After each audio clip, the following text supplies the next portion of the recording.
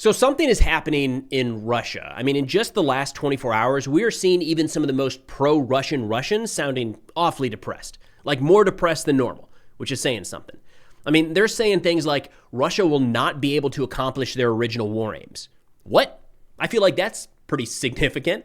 Another argues that the fake reports are about to cost them even more territory in the East, and even one vented frustrations about just continuing to, quote, throw meat at the enemy. In fact, that's where we're going to start. But something I want you to keep in mind as we move through these 4 different examples, all that were just stated by major Russian channels in the last 24 hours, is it's very hard to look at this and read this 4 different issues and think that things are going according to plan. Again, I'm not about to say that the Russian military or the Russian nation is on the verge of collapse, but when you hear the issues that they are dealing with, and just highlighting today, for instance, it's hard to look at that and think that things are moving in the right direction for Putin and his military. Starting out, we have a quote here from Igor Girkin, and I should mention that every one of these will be linked in the description below. Girkin, interesting character to say the least, Russian nationalist, kind of led the initial invasion into Ukraine back in 2014 and was responsible for shooting down a civilian airliner. He says, quote, "The situation is steadily deteriorating. We continue to throw meat at the enemy, stubbornly charging headlong into his positions on purely dead-end directions, where, from a strategic point of view, we need to attack along the Dnipro to Zaporizhia, but the enemy is now attacking there. It's unlikely that his offensive will lead to serious successes and breakthroughs of our front, but our offensive successes, very modest over the past year, have already almost been completely eliminated." I'm going to turn to a map to show you the area he's talking about here, because we are getting more and more reports every single day about Ukrainian offensive activity in the West Zaporizhia direction. This is the area here in the middle of the map. We'll zoom in a little bit, specifically Stepnohorsk and Primorsk. These are 2 areas. It's not major, right? This is kind of the nature, and what Girkin is getting at is they continue to, and I should note that anytime somebody uses the term meat wave or meat assault, they get piled on, like that's not a thing, that doesn't exist. You've seen the footage, right, of just individual Russians, 1, 2, 3 at a time, crossing open terrain, trying to dodge Ukrainian drones, and they're all getting killed or wounded. And we've got accounts from Russians that are captured talking about the losses that they suffer in trying to do that.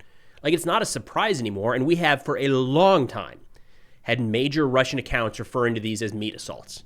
It's not anything new. We've been seeing it for a while. Now, Girkin's frustration is they're continuing to do that, and they're on the verge of losing everything they might have gained in the last year. Russian progress across the front has been very, very minimal. And in some of these areas, what we've seen is they've just moved into a gray zone. And they've got kind of individual scattered Russian soldiers throughout. Ukraine, for really started back in Dobrapilya in August of last year, started conducting these localized counterattacks, moving through and clearing out those areas that Russia claimed control over, but realistically it was a dozen Russians hidden in basements across, 4 square kilometers. That's happening here. Girkin is frustrated because they continue to throw bodies at this problem, and they are losing everything that they gained over the course of the last year. Now, again, this is largely Ukraine cleaning up and kind of mopping up the gray area, but it's reversing all of those gains. Now, turning to the second one here, we've got Alex Parker Returns. This is another Russian mill blogger complaining about the situation a little further east in Liman. He says, "The surrender of Yampol and Dubrovna near Liman has begun. Under the stories of the drunken commander Gerasimov that 80% of Liman is under our control.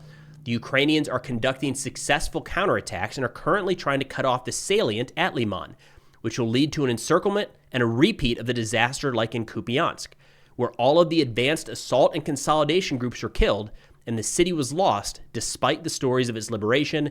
Damn it, the results." We'll pull up Liman here on the map as well, a little bit further east. And this follows a report from the Russian Ministry of Defense last weekend where they just made stuff up. I mean, we made an entire video about it. I think it was called 5 Russian Lies. They just threw things out there that did not line up with the reality on the ground, and it was weird. We've already got multiple Russian accounts pushing back on those, saying, that's not reality. What are you doing? You're making things difficult. This one, I think, is probably a little bit premature, but we'll see how it goes. What Alex Parker is talking about here is this is Liman, and this is the area that Gerasimov last week said 80% is under the control of Russian forces. Does not line up with reality at all. There are battles going on the outskirts of the town. My understanding is there may have been some infiltrations of Russians making their way into the town itself, but to say 80% is controlled by Russia is just fantasy. What Alex Parker's getting frustrated with is he's saying that they're starting to see Ukrainian forces cut off this forward group. Again, comparing it to the issue up at Kupiansk, where about a year ago, Russia claimed control over that entire city. Putin said, international media, come in here and see for yourselves. And the entire time, Ukraine was kind of setting a trap to cut off the Russian forces and kind of eliminate them once they were isolated in that pocket. According to Alex Parker Returns, and I just want to stress, I think he's a little premature on this one. I don't know that we're on the verge of seeing like some major Ukrainian offensive operation here. We'll see. But according to Alex Parker Returns, this is another Kupiansk being set up for no reason. The Russian Ministry of Defense didn't have to do this. They chose to. Now, the next one we're going to get into here is a kind of a hardcore Russia supporter that has fundraised a ton of money for Russian soldiers from the start of the war. And he says that it doesn't look like Russia is going to meet their original war aims. Maybe they should just pack it in. Pretty crazy, all things considered. But before we get into that, a quick thank you to the sponsor of today's video, Ground News. So with Iran still causing pretty significant disruptions in the Strait of Hormuz, something else just happened that barely made a splash. Recent reports show that Iranian-aligned forces seized a China-linked, Honduran-flagged vessel, a floating armory used by private maritime security firms. This is big news, and it was boarded at anchor off the coast of the United Arab Emirates and diverted towards Iranian territorial waters, adding yet another flashpoint in this already volatile corridor. Now, I found this story on Ground News, the sponsor of today's video. Ground News is a website and app that pulls together thousands of news stories daily, organizing them by story and showing each source's political bias, reliability, and ownership. Now, this specific story has been covered by over 200 different outlets, with coverage pretty evenly split across the political spectrum. But depending where you look, those perspectives can be different. For instance, Haaretz, a left-leaning outlet, frames this more as part of broader regional instability, whereas NDTV, a right-leaning outlet, just calls out Iran. It says Iran is responsible for seizing this ship. Same story, completely different framing, which is why I use Ground News. Now, one feature I keep coming back to is called Blind Spot. It shows you stories mostly covered or entirely covered by one side of the political spectrum. I mean, no matter where you sit politically, you're getting a filtered version of reality, and Ground News helps you to see what you're missing. So go to ground.news/Preston or scan the QR code on the screen for 40% off the Vantage Unlimited Access plan. That's the same plan that I use. Again, subscribe today at ground.news/Preston. That link will be in the pinned comment and description below. And thank you so much to Ground News for sponsoring today's video. All right, so shifting over to two majors. We quote him an awful lot on this channel. One of the biggest fundraisers for the Russian military. Today, he started to complain about how the war aims may not actually be achievable as they were first laid out. He said, quote, in 2022, clear phrases were heard about the fact that the goals and the tasks of the special military operation would be fully accomplished. However, for understandable reasons, these goals have now narrowed down to the liberation of Donetsk. Our people are dying on the front every day, and we'd like this to stop. We'll sign the book about the achievements of the war's goals and retire. And he wraps up by saying we can't actually do that because the threat would still remain. He poses that Ukraine is a significant threat to Russia outside of wartime. So he ends by saying, quote, the war will be long. I don't know that I've seen any Russian, we'll go back to a map here to show you the area he's talking about. I don't know that I've seen any major Russian mill bloggers throughout the conflict talk about how maybe we won't be able to achieve our original aims, or even talking about how the war aims have changed since the beginning. And at the very least, you're talking about a neutral Ukraine, the demilitarization, the denazification of Ukraine, and then Russian control over Luhansk, Donetsk, Zaporizhia, Kherson, and Crimea. And what he's saying is all of those are out. We're just going to take Donetsk. I'm not even sure that's possible. I mean, we got a note earlier today that is pulled up the map and then didn't talk to it. So this is the area here. This is what remains of Donetsk.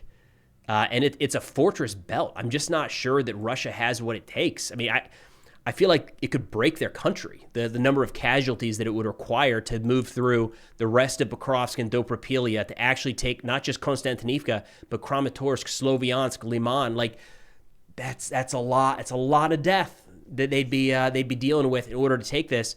But two majors now saying that's kind of the only remaining war aim is just this. And we just got reports earlier today that negotiations have fallen through between the United States, Russia, and Ukraine. Honestly, I didn't even know there was anything realistically going on in that regard. Kind of felt like it fell apart a long time ago, but One of the means that Russia is trying to go about securing Donetsk, and you'll remember that is constantly brought up in the negotiations. Just last week, I think, they said hand over Donetsk or move all of your military personnel out of that, and then we can talk. So that's kind of the way that Russia is trying to take this territory. And as of today, I think it was Secretary of State Marco Rubio said the negotiations are no longer ongoing. So Russia's war aims are narrowing, again, according to a major Russian mill blogger, two majors. Now, the fourth one here, a little more current. This is a topic we've talked about pretty regularly over the course of the last couple of weeks. We've seen a lot, well, we got more overnight, actually. These Ukrainian deep strikes going against Russian logistics, all around the territory, but specifically along the Sea of Azov between Mariupol, Berdansk, and down into Crimea.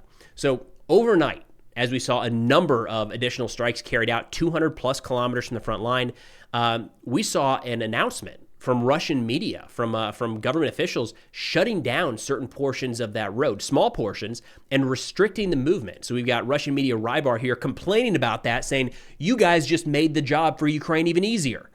He said, quote, heavy trucks will have restricted movement except for military cargo, special cargo, medicines, equipment for infrastructure restoration, fuel, perishable food products, and certain important essential food items. In other words, they literally made the enemy's life easier in finding and striking targets. Ukrainian channels are already celebrating this. Now Ukrainian drone operators can attack literally any truck. After all, according to the decree, any heavy tonnage vehicle will now be carrying something important. Now, the area they're talking about here, we'll pull up back to the map, is this area along the road. There's a small section, I want to say right here in Kherson, that has been shut down, but that is what they're turning to for the ways of protecting transport along this road. Not drone nets, not anti-drone teams or mobile counter-drone teams. They're just saying civilians can't use it at all. It's only used for military purposes. Then we have Russian mill blogger Romanov here, equally upset, saying, quote, in fact, instead of ensuring the security of the land corridor of Crimea, we've blocked it. For now, only cargo transport. Should we say that these actions fully coincide with the enemy's goals? Now, what's interesting here, I think, and what kind of stood out to me is we do see pushback, we do see criticism from inside of Russia. It's limited and very calculated in a lot of ways, but there's a little bit of room for that to happen, and we tend to see it kind of come in waves, but it's always focused around a singular event, right? So when Kupiansk fell, for instance, and Russia was no longer able to hold on in that region, we did see a lot of pushback across different Russian channels, but it was one item. It was one thing they were all upset about. What we're seeing in the last couple days is these very prominent mill bloggers with significant reach and generally pretty good insights into what's happening in the war are getting individually frustrated about a bunch of different things. And I just tried to narrow it down to show like one thing from Gherkin, but I've got multiple mill bloggers upset about the lack of progress and how Ukraine is retaking territory. We've got multiple mill bloggers frustrated about the fake reports in the East. We've got multiple accounts frustrated about how the initial war aims are not on track to be accomplished and how the negotiations are falling apart, and multiple mill bloggers livid in the last 24 hours about the lack of protection along the road from Rostov to Crimea. Something is changing. Something is different here. We'll see what this actually results in, but it stands out, so I felt like it was worth bringing up. Now, quick update on the fundraiser. We just delivered our 13th vehicle to the Seraphims Battalion in the 104th Territorial Defense Brigade. That's 13 vehicles that you all have provided in like 3 months. That's insane. This is a year-long campaign. We teamed up with the Seraphims. It's a drone unit in the 104th Territorial Defense Brigade. They came to us asking for help to kind of outfit the entire battalion, and that's what we're doing. And we're well on our way at this point. Now I'm going to play a video here from the Seraphims. It shows what they use these trucks for infill, exfil, to help get casualties off the battlefield, drop off supplies with guys that are forward. I did see some comments recently about where you can find this footage, and take it, download it, and share it around, because I think it does a really good job of showing just how chaotic the battlefield is right now and how important these pickup trucks are for the soldiers' survival at and near the front. So what I'll have in the description below is not just the campaign page where you can see how this fundraiser is going, but also links to this video. We'll have it on Instagram and X. I think that might have been the only places I published it. Everywhere I published it, we're going to have it linked in the description below so you can download it and share it as you wish. But that's all we got for now. Thanks for watching, and I'll see y'all next time.